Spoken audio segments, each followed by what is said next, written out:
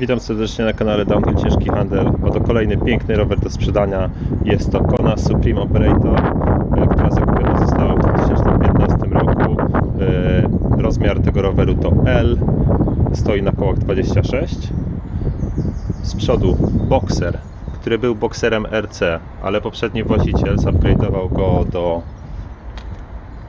WC poprzez dodanie Chargera.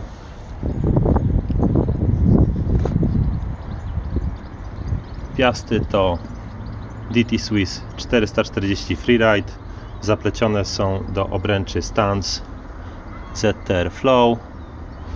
Hamulce z przodu to Z i tarcza Ice TH 200 mm.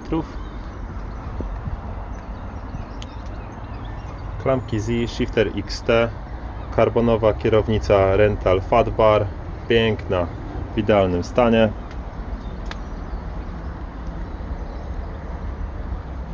Z tyłu amortyzator to RockShox Vivid R2C. Tutaj jest ciekawostka, jest to Super Alloy Racing Spring, bardzo rzadka i droga rzecz. Jest to naprawdę super sprężyna 450.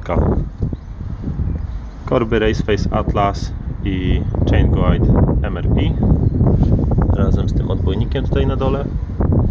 Z tyłu przerzutka Z, 7 biegów, jest tutaj wsadzony ten dystans redukujący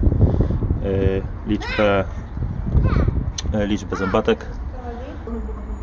Koło z tyłu to również Stance Flow No Tubes, również na piaście 440 Freeride i z tyłu również zacisk Z i tarcza 203 STH. Piękny rowerek w świetnym stanie, jest naprawdę bardzo lekki, bez pedałów, waży niecałe 17 kg, z tego względu, że przód jest z karbonu.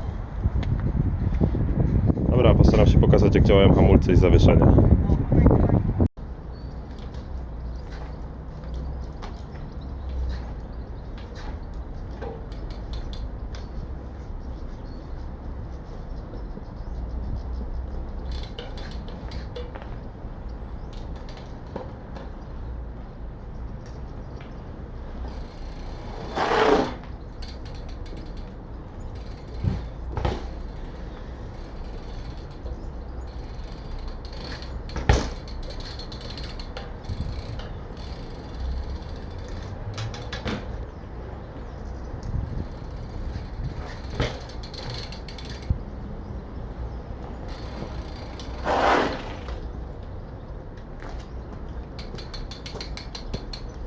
A tak brzmi Piasta.